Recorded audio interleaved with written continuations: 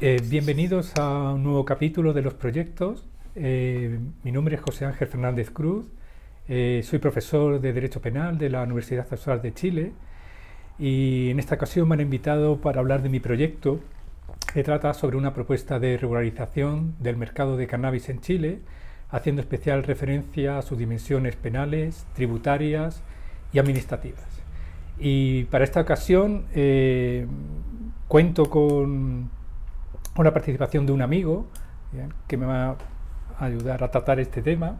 Es Mijael Villagra y es director de estudios de la Fundación Utopía, una fundación que uno de sus principales objetivos es precisamente recabar información y proponer también una propuesta, y valga la redundancia, de regularización del mercado de cannabis en Chile. Así que bienvenido, Mijael, y gracias por acompañarnos. Muchas gracias, José. Tremenda invitación y muy buen proyecto también que estás desarrollando acá. Muchas gracias. Bien,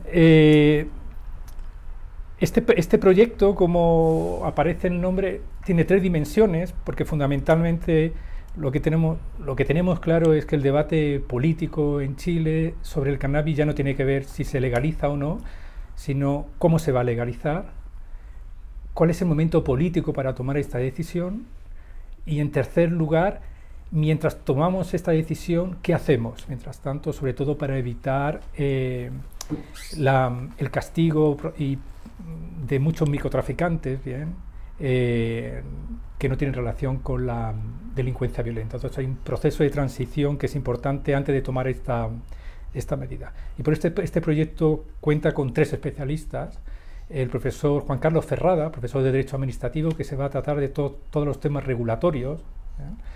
Por ejemplo, quién va a fiscalizar el mercado de cannabis, dónde se va a vender, qué requisitos van a ser necesarios. Por otra parte, tenemos al profesor Hugo Osorio, profesor de Derecho Tributario y juez tributario, que se va a tratar, para mí, de los temas fundamentales de los sistemas de impuestos y precios en el mercado de cannabis. Y entre ellos, sobre todo, cómo se va a regular también el turismo cannábico. Y por último, yo como director del proyecto me voy a tratar de los temas penales y, sobre todo, es muy importante, de cómo va a interrelacionar el mercado regulado con el mercado ilegal, porque tenemos que tener presente que, aunque se regularice el mercado, va a haber una parte de la población chilena que va a seguir acudiendo al mercado ilegal para proveerse de cannabis. Entonces, este es el proyecto, son 2 años, estamos en el primero y el segundo año ya tendremos los resultados finales, que ojalá, que quizá lo podamos también presentar aquí en este programa. Sí. Bueno, feliz de estar acá y poder hablar de este tema que, como bien sabemos, cuando se habla de cannabis suele hablarse más de seguridad pública, pero el enfoque también de ustedes es de la política pública completa. Entonces, considerar el derecho, que es la columna vertebral, el cómo se va a mover todo el mercado, un encuentro fascinante y no, te agradezco la invitación. Antes de profundizar en cada uno de estos pilares que estuviste comentando, quería saber más como desde ti, cómo surge este interés por este tema, sabiendo que en el derecho hay una serie infinita, yo creo, que de temas a abordar. ¿Por qué en particular este tema del cannabis? Principal razón es una razón personal. Como habrán visto, soy español, llevo ya 20 años en Chile, pero tengo 50 años, soy madrileño y viví lo que era la movida madrileña, lo que no lo conozcan es las películas de Almodóvar, en ese ambiente, y después de 40 años de dictadura fue una explosión de libertad, y esa explosión de libertad fue con muchas drogas. Entonces lo pasamos muy bien, pero también hubo muchos problemas, murieron amigos, en fin, esto fue una tragedia. Y entonces yo creo que eso me marcó ya en mi faceta como investigador, y la primera manifestación, voy a decir, fue mi tesis doctoral, que fue sobre el blanqueo de capitales o lavado de capitales. A partir de ahí, de manera intermitente, las drogas han estado presentes en mis investigaciones, y esta ha sido la última, sobre todo porque es un dato que es irreversible, que hay un proceso de regularización del mercado. Toda la costa oeste norteamericana prácticamente está regularizado el mercado. Y sobre todo en varios países latinoamericanos, Colombia se está discutiendo, México se está discutiendo, obviamente Uruguay está regularizado. Entonces, tarde o temprano, En Chile debemos tomar esta decisión, pero hay que tener una decisión informada y bien pensada, sin tomar decisiones apresuradas que pueden llevar a efectos indeseados, que ese es el principal problema. Claro, naturalmente. Interesante la forma de llegar a este mundo. Tengo una experiencia parecida, llegué también por ese lado, después de pasar por salud, entré al mundo de las drogas y el cannabis. Interesante. Y ahí mencionaste que ya hay esta movida en la costa oeste de Estados Unidos y varios países de Latinoamérica que están hablando, Alemania también está hablando sobre este tema. Sí, efectivamente. Lo tienen bastante prioritario.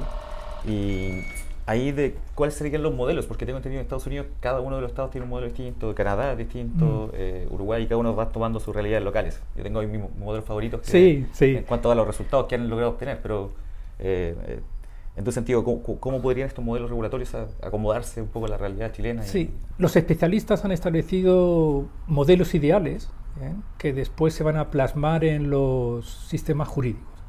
Cada sistema va a tomar como referencia un modelo sin perjuicio que tome algunas características de otros modelos. Y los dos grandes modelos que tenemos son los modelos comerciales y los no comerciales. Los primeros, obviamente, se asemejan un poco más a la forma en que se regulariza el tabaco y el alcohol.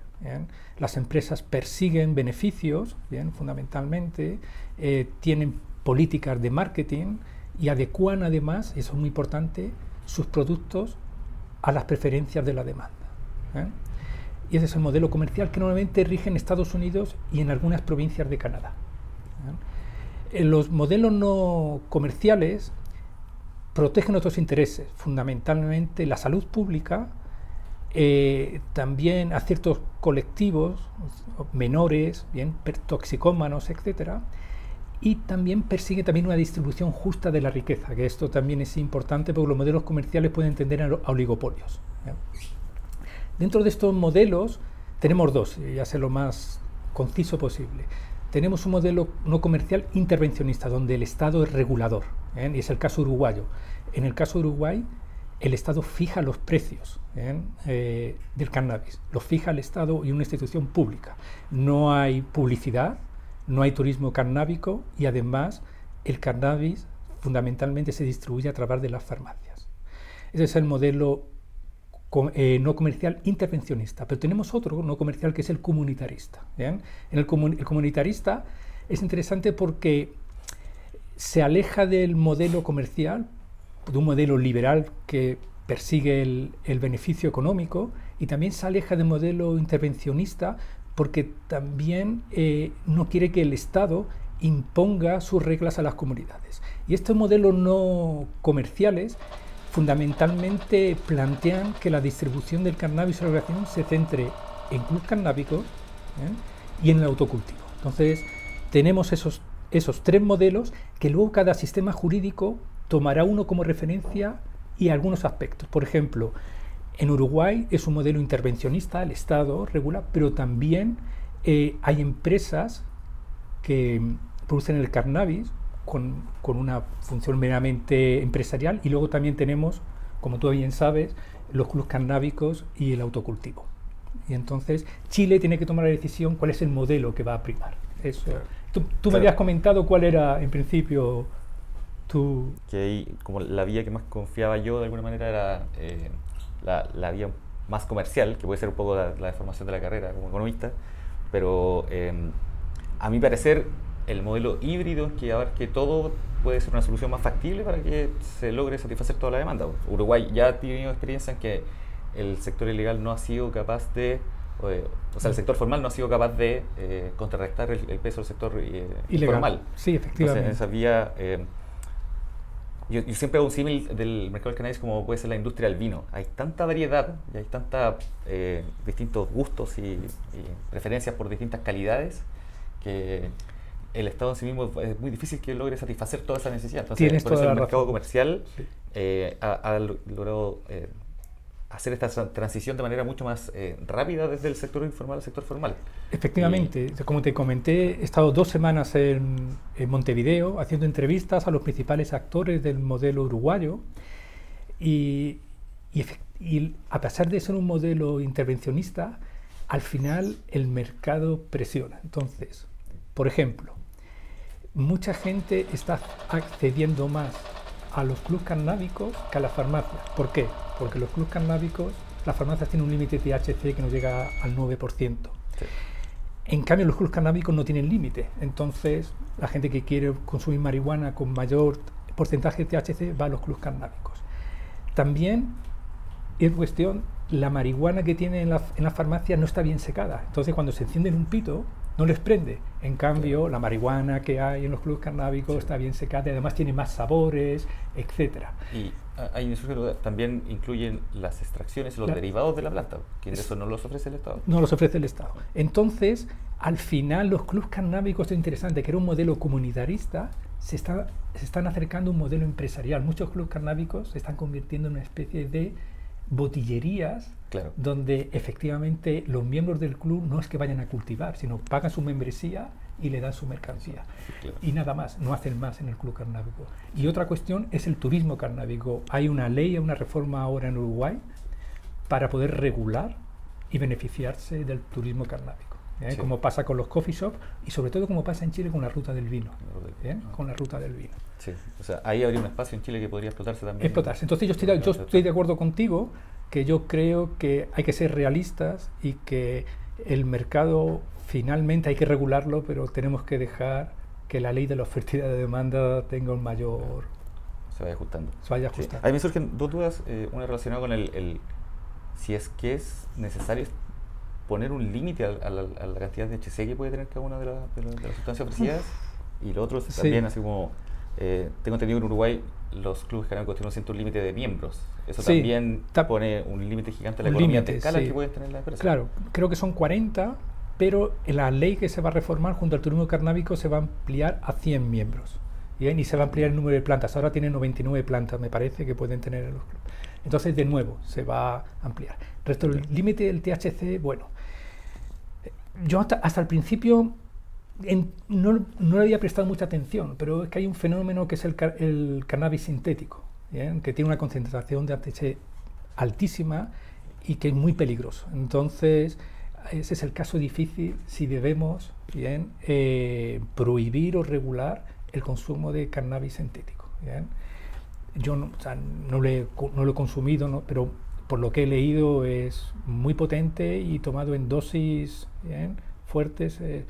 El otro tema también son los comestibles. Claro, ese es otro tema que yo creo que es, primero porque obviamente el efecto es retardado, entonces hay gente que puede comerse un cake entero sin saberlo y entonces a las 2 horas puede tener un problema grave de salud. Entonces, esos son todos los temas claves, y los comestibles, de qué manera se van a regular o si se van a prohibir. Sí, ahí, bueno, la fiscalización ahí yo creo que juega el rol más importante en identificar y medir efectivamente, porque tenemos el ejemplo de esta empresa que ofrecía cannabis de 40% y al final los consumidores la demandaron y lograron ganar la demanda porque la cannabis efectivamente tenía como 14%. Sí, en Estados Unidos, sí, efectivamente llaman una class action, ¿bien? Y entonces efectivamente consiguieron que muchos consumidores demandaran a una empresa porque les habían mentido, ¿no? Publicidad engañosa, ¿no? Sí. Bueno, esta es interesante porque es lo que está pasando en el mundo, y aquí en Chile tenemos a los diputados haciéndose test de cannabis, que es un poco... Estamos bastante atrasados en cuanto a eso. O sea, yo entiendo que está mal, pero también un cierto gustito verles, ¿no?, haciéndose las pruebas de cannabis, ¿no?, después de tanto populismo penal, claro, ¿no? Pero bueno, eso ya es una licencia que... Sí, un poco como morbo social. Sí, morbo social, sí. Bueno, entonces, todos estos esquemas de regulación que se pueden establecer, ¿cómo afectaría al mercado ilegal y el crimen organizado? Porque no solamente que afecte a los consumidores por una parte como desde la demanda, sino que también a quienes son los actuales oferentes. Ya, sí, yo creo que aquí tenemos que alejarnos un poco del idealismo, ¿bien? Pensar, en fin, con la canción de Escape, ¿no?, legalización, y entonces vamos a ser felices, no, porque primero hay que regularlo y es una cuestión técnicamente muy complicada, y en segundo lugar no podemos pensar que vamos a acabar ni con el mercado ilegal de cannabis y sobre todo con el crimen organizado. Eso tenemos que descartarlo desde allá. Bien, en Uruguay más o menos se calcula que un 30% del consumo de cannabis lo aporta el mercado legal. Eso, en términos realistas, es un completo éxito.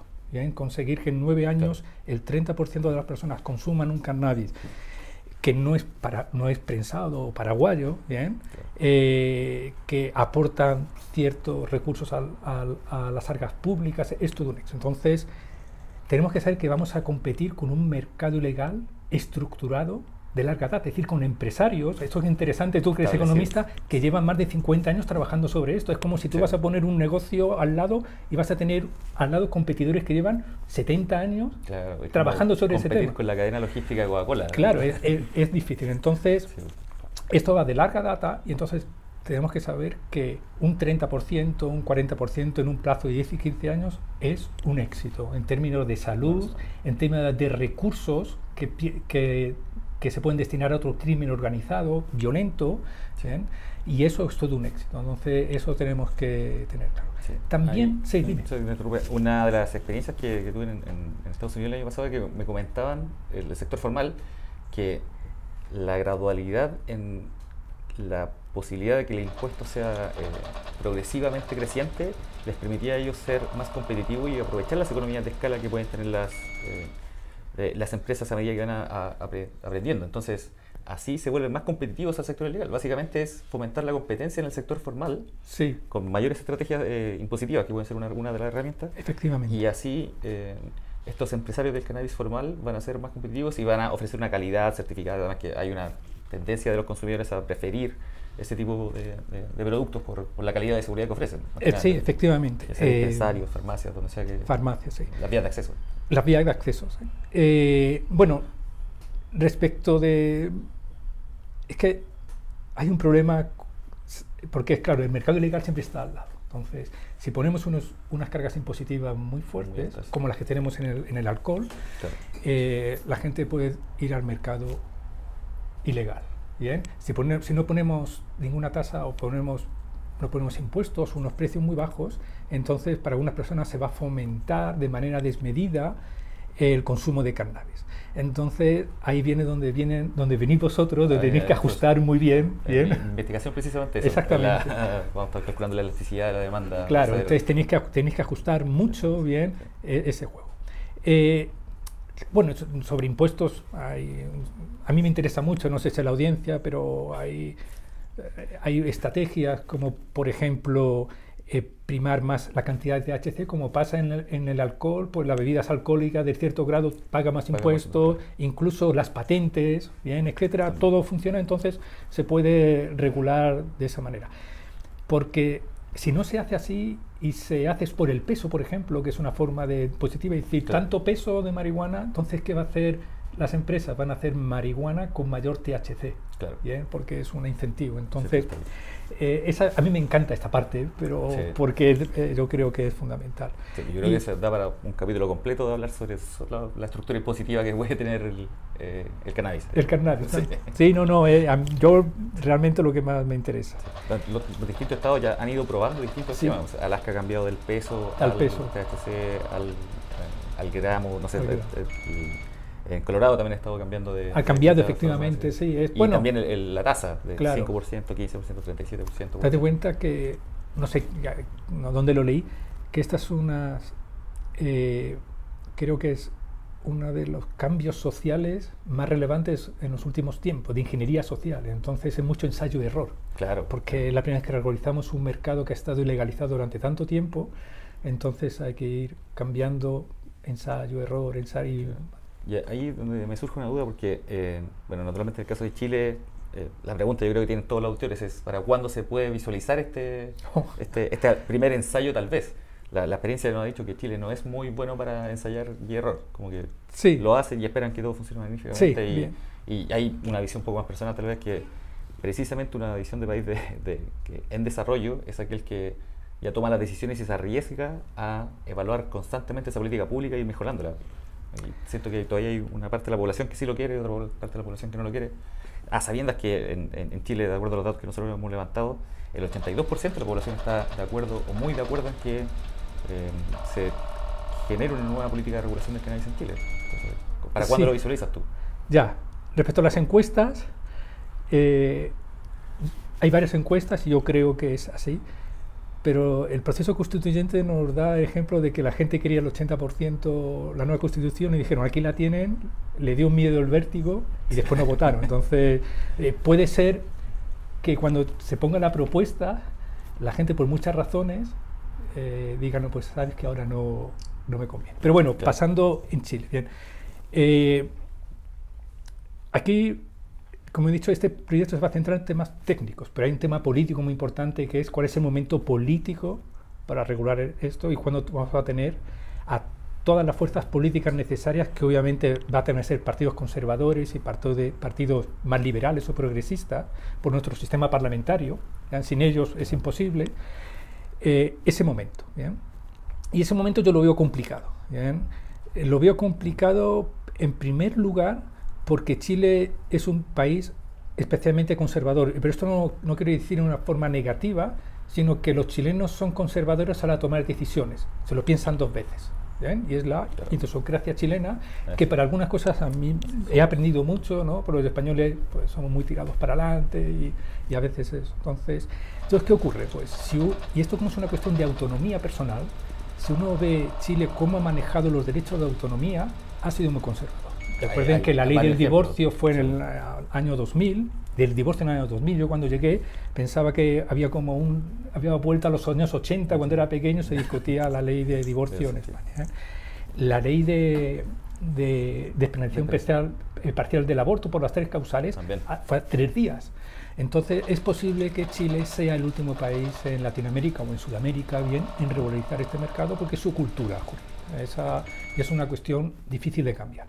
Pero luego hay una cuestión más concreta y de contexto, porque desgraciadamente la mayoría de nosotros nos han educado en que vender marihuana y fumar marihuana lleva asociado a criminalidad violenta. Entonces nos han creado el imaginario colectivo del narcotraficante de marihuana que lleva pistolas, que dispara, etcétera, cuando creo que gran parte de los narcotraficantes son personas que tienen 4 o 5 plantas, que se hacen otro sueldo, que tienen sus grupos de compradores, etcétera, y que realmente el fenotipo de traficante de marihuana no es un traficante violento, pero hemos creado esa imagen. Entonces, es muy difícil.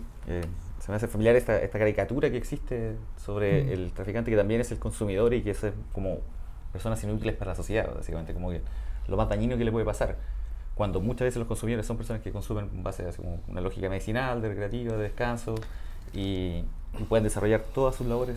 Jueces, diputados, quizás presidentes de la República, que llevan fumando marihuana de manera ocasional, y eso no les genera ningún problema. Entonces yo creo que eso hay que tenerlo claro. Sí. Y además, bueno, esto es un poco de demagogia, pero todos sabemos que en Chile el principal problema es el alcohol. ¿Bien? De violencia de género, de lesiones, de problemas sociales, etcétera. Entonces, bueno, de inicio de la edad de consumo. La edad de consumo, accidentes de tráfico. Tanto el alcohol como el tabaco también tienen un comercio ilegal paralelo que... Y la automedicación. Es decir, aquí los chilenos se automedican bien, con todo tipo de ansiolíticos de una manera, y eso está también ahí. Entonces, bien, es interesante porque esa primera demonstración fue en Estados Unidos contra latinoamericanos, mexicanos, claro, que efectivamente llegaban a trabajar, se fumaban un pito y entonces automáticamente violaban a mujeres blancas. Y ahí apareció bien se creó esa visión del latinoamericano, vago, ¿sabes?, delincuente, etcétera. Entonces esa fue, que es la misma lógica que han establecido los diputados con los test de drogas, claro. Sí. Esto es un poco, no sé si es, pero es como pensar que la nueva ley de pesca que se está regulando, ¿no?, con todos los problemas que hubo de monopolios, es hacer un test a los diputados y senadores que comen pescado. Claro. Entonces los que coman pescado tendrán que decir cuáles son sus cuentas bancarias, es decir, asociar el consumo de droga con el narcotráfico. Esta es una de las cosas más increíbles cuando la evidencia es que la relación es la plata.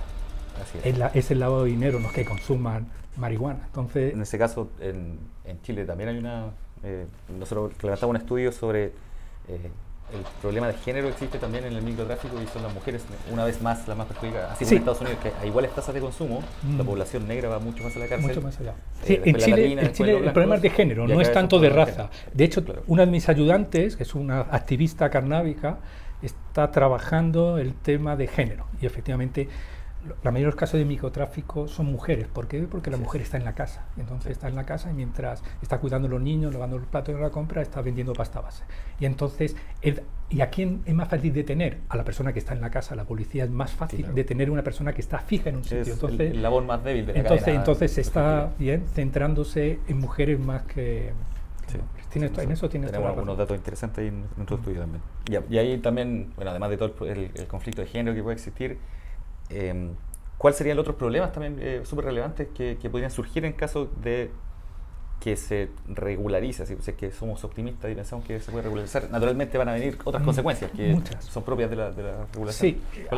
Sí, yo creo que diferenciar en tres momentos. El momento del diseño del modelo, Claro. el modelo de la implantación, es decir, cuando está implementándose, ver qué problemas van surgiendo, y después el momento de la revisión. Pero el más acuciante es en el del diseño. Y para mí el principal problema es el acceso al mercado financiero. Bien, el cannabis está en los tratados internacionales en las listas 1 y en Estados Unidos también. Eso supone que, por ejemplo, en Uruguay, ninguna farmacia ni directivo o miembro del club cannábico pueden abrir una cuenta bancaria ni pueden una tarjeta de crédito. Entonces tienen que trabajar con dinero en efectivo. Entonces llevan el dinero a una cuenta del IRCA, que es el Instituto de Regulación de Cannabis, y después van funcionando con dinero, pagando con dinero. Y a veces tienen que llamar a la policía para que les lleve el dinero. Entonces, lo único que le dejan los bancos es hacer depósitos en cajas. ¿Bien? Y ya me surge de inmediato la duda, si van a pasar a ser empresas formales, ¿por qué no pueden ser tratadas finalmente como otra empresa? Porque Mastercard y Visa ha dicho en Uruguay que no van a ofrecer servicios financieros a cualquier empresa que, aunque esté farmacia, aunque esté regularizada, que venda cannabis. Y o sea, hay una oportunidad para el mercado financiero ahí de poder crecer en una nueva industria que se puede desarrollar. Sí, pero no quieren porque tienen miedo que Estados Unidos le ponga... lo lógico es que Estados Unidos federalmente está prohibido. Claro. Y solo un estado. Entonces, la locura de esto es que Estados Unidos te puede poner sanciones comerciales si un país, bien, permite que el sistema financiero lave plata procedente de... Entonces, ese es el problema que hay. Si Chile no diseña, bien, y esto sí que es importante que sea economistas, ingenieros, etcétera, un diseño que permita a los empresarios de cannabis poder utilizar el mercado financiero. Imagínese una microempresa que no puedes, tienes un problema financiero y no puedes pedir un crédito. Y las empresas no pueden funcionar sin crédito. Y ahí es en el caso del lavado de capital, sería en el caso que se mezcle la venta informal con la formal dentro del mismo lugar. Como comenté, mi tesis es sobre el lavado de dinero. Es dinero que viene de un negocio legal, que es de una farmacia, que el farmacéutico tiene que blanquear para incluirlo al sistema financiero. Pero no tiene que blanquearlo porque ya está blanco. Pero le obliga al sistema financiero a blanquearlo. Entonces, ¿qué ocurre en los clubes cannábicos? Los miembros del club cannábicos, ¿quién lleva las cuentas? Sus papás y sus mamás. Le abren la cuenta y entonces la gente deposita en la cuenta de la mamá de la presidenta del club cannábico. Y así, bueno, entonces, ¿y qué hace el gobierno uruguayo? Mira para otro lado. Claro. Mira, porque si esto fuera en Chile, pues es un indicio claro de lavado de dinero, porque uno lo primero mira son las cuentas bancarias de los familiares. Entonces el gobierno uruguayo mira para otro lado y entonces, pues, pero algo así tendrá que pasar en Chile, me imagino, ¿no? Pero ese es para mí el principal problema. Interesante el desafío que existe entonces. El desafío. Hay muchos más, pero a corto plazo ese es el primero. A menos que Estados Unidos haga el paso de la regulación federal. Efectivamente, en Estados Unidos han creado bancos municipales, bien, y en Canadá no hay problema. Pero claro, Canadá no es Uruguay. Entonces, eso también tenemos que ver un punto de vista geopolítico, ¿no? Sí, por eso yo considero que el diseño ahora no tiene que ser un copy-paste, tiene que ser algo que reconsidere de manera lo más acabada posible la realidad local. La realidad local, efectivamente. Sí, hemos levantado bastantes datos para tener esa visión lo más clara posible. Pero se viene mucho trabajo aún por delante. No, si somos muchos, cada vez somos más. Sí, sí. Bueno, agradecerte infinitamente toda la cantidad de información. Yo creo que posiblemente van a tener que revisar el video más de alguna vez para poder recordar cada una de las... Sí, yo creo que cada tema que hemos dado da para una sesión, ¿no? Sí, Esto hemos dado pinceladas, ¿bien? Pero creo que con el tiempo habrá más oportunidades de venir a este programa o otros y seguir conversando sobre este tema. Aquí estaremos, si no, muy bien. Puede ser con un café o con algo más. Con algo más, ya. Muy bien, Mijael, gracias por venir. Gracias a ti también, y un saludo para todos y todas. Y gracias a todas las personas que nos vayan a ver y que difundan este vídeo entre todas las redes sociales para ver si podemos conseguir que en Chile no haya más presos por marihuana. No más presos por plantar. No más presos por plantar. El hashtag. Muchas gracias.